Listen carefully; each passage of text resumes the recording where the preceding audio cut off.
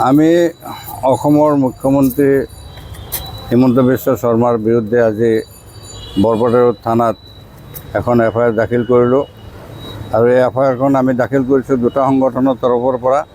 Assam social justice ফৰামৰ তৰফৰ পৰা মই সভাপতি হিচাপে কৰিছোঁ আব্দুল ছামাদ আহমেদ, আৰু আসাম উমেন ছ'চিয়েল জাষ্টিছ ফৰামৰ তৰফৰ পৰা বেগম মমতাজ আহমেদ সভাপতি হিচাপে কেছটো আমি দুজনে চহী কৰিছোঁ। কাৰণটো হ'ল যে মুখ্যমন্ত্ৰী বা ৰজা বা যি শাসক ন্যায়পৰায়ণ হ'ব লাগে। সকলো জাতি জনগোষ্ঠীৰ মানুহক ন্যায় প্ৰদান কৰাটোৱে তেওঁৰ ধৰ্ম হ'ব লাগে। কিন্তু এই ক্ষেত্ৰত ভাৰতবৰ্ষৰ পবিত্ৰ সংবিধান সংবিধানৰ শপত খাই মুখ্যমন্ত্ৰী হোৱা হিমন্ত বিশ্ব শৰ্মাই তেওঁৰ ৰাজধৰ্ম পালন কৰাত ব্যৰ্থ হৈছে। আমি দেখিবলৈ পাইছোঁ যে যোৱা 24, 25, 26 আৰু 27 আৰু 28 লগতে 29 তাৰিখ এইকেইটা দিনত তেওঁ ধাৰাবাহিকভাৱে অসমত সাম্প্ৰদায়িক বাষ্প বিয়পোৱাৰ কাৰণে কিছুমান বক্তব্য ৰাখিছে। সাম্প্ৰদায়িক বা ঘৃণাসূচক বক্তব্য বা বিভাজনকাৰী বক্তব্য, যিবিলাক বক্তব্যই নেকি বিভিন্ন জাতি জনগোষ্ঠীৰ মাজত সাম্প্ৰদায়িক সম্প্ৰীতি বিনষ্ট কৰাত সমল যোগাইছে।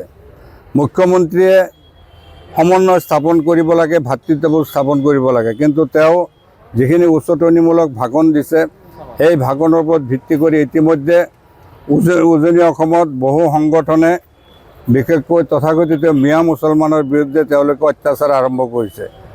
মুখ্যমন্ত্ৰীয়ে কৈছে যে মুছলমানৰ নাম, মিয়া মুছলমানৰ নাম 4-5 লাখ মানুহৰ নাম এছাৰৰ পৰা কাটিবলৈ মই নিজে নিৰ্দেশ দিছোঁ আৰু বিজেপি কৰ্মীসকলে সেই হিচাপে কামবিলাক কৰি আছে। ইয়াত খোলাখুলি কথা, ইয়াত কোনো লোক ঢাক নাই। এনেকৈ কৈছে বাংলাদেশী মিয়া আৰু বাংলাদেশী কেনেকৈ হ'ল? যদি বাংলাদেশী আছে তেওঁলোকে আজি 10 বছৰ হ'ল তেওঁলোকে অসম শাসন কৰি আছে, তেওঁলোকে ইতিমধ্যে খেতি পঠাব লাগিছিল। আমিতো কোনো বাংলাদেশীৰ সপক্ষে নহয়। যদি মুখ্যমন্ত্ৰী অসমীয়া মুছলমানৰ বিৰুদ্ধে তেওঁ কোৱা নাই, মাত্ৰ বাংলাদেশী মিয়াৰ বিৰুদ্ধেহে কৈছে। বাংলাদেশী মিয়া কেনেকৈ হয়? বাংলাদেশী মিয়াটো নাই। কোনো মানুহ বাংলাদেশৰ পৰা অহা নাই।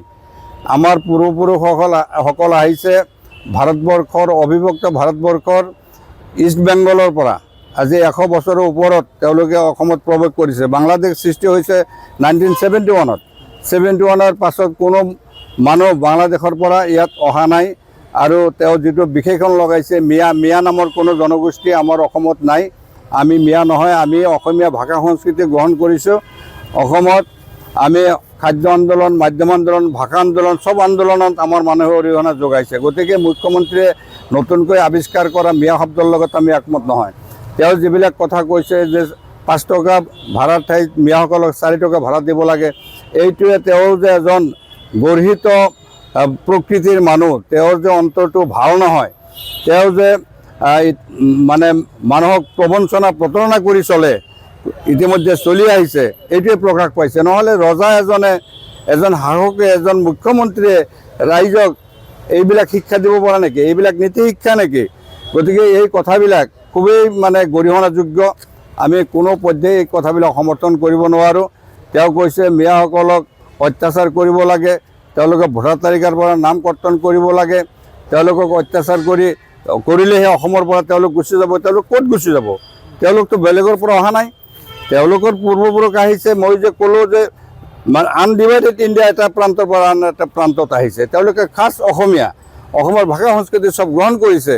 ইয়াতে তেওঁলোকে লালিত পালিত হৈছে। এইবিলাক কথা কৈ পেলাই তেওঁ যে 26ৰ যিটো আমাৰ নিৰ্বাচনী বৈতৰণি, সেইটো পাৰ হোৱাৰ কাৰণে উজনিৰ মানুহবিলাকক তেওঁ উত্তেজিত কৰিব বিচাৰিছে। আৰু উত্তেজনা ইতিমধ্যে আৰম্ভ হৈছে।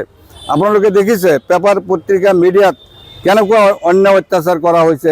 মিয়াসকলৰ পিঠি ফালি দিম, পিঠি বহল কৰি দিম, তেওঁলোকক উজনিত থাকিবলৈ নিদিওঁ, আৰু মানুহবিলাকক ধৰি তেওঁলোকক লাঠি চাৰ্জ কৰি আছে। তেওঁলোকে লাজ চৰম আছে নাই? কেলে উজনিত আহিছা? কেলে উজনিত যাব নোৱাৰিব? অসমৰ ভিতৰত উজনিৰ মানুহ নামনিত আহিব পাৰিব, নামনি মানুহ উজনিত যাব পাৰিব। কিবা বাধা নিষেধ আছে নেকি? সংবিধানে কিবা বাধা নিষেধ দিছে নেকি? আইনত কিবা বাধা নিষেধ আছে নেকি? এইবিলাক কথা, এই কথাবিলাক আমি কেতিয়াও সমৰ্থন কৰিব নোৱাৰোঁ।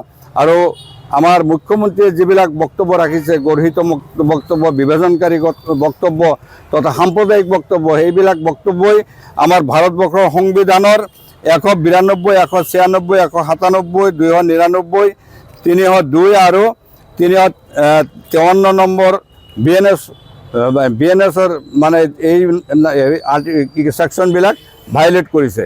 গতিকে আমি বৰপেটা থানাত আমি কেছ আজি দাখিল কৰিলোঁ যে তেওঁৰ বিৰুদ্ধে যাতে কেছটো ৰেজিষ্টাৰ হয় আৰু ইয়াৰ প্ৰতিলিপি আমি অসমৰ গভৰ্ণৰ, তাৰপাছত ভাৰতবৰ্ষৰ চিফ জাষ্টিছ, তাৰপাছত আমাৰ আৰু অন্যান্য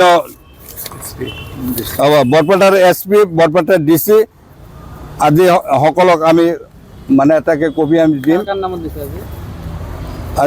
এফআইআৰটো মাত্ৰ মুখ্যমন্ত্ৰীৰ নামতে দিছোঁ। স্যাৰ, মুখ্যমন্ত্ৰীগৰাকীয়ে যি বাংলাদেশী বিতৰণৰ চেষ্টা চলাই আছে, এই ক্ষেত্ৰত আপোনালোকে বিৰোধ কৰে নেকি? যি 1971 চন 24 মাৰ্চৰ পিছত যিসকলে আহিছে তেওঁলোকে কিন্তু বাংলাদেশক বিতৰণ কৰাৰ চেষ্টা চলাই আছে মুখ্যমন্ত্ৰীগৰাকীয়ে, এই ক্ষেত্ৰত আপোনালোকে বিৰোধ কৰে নেকি?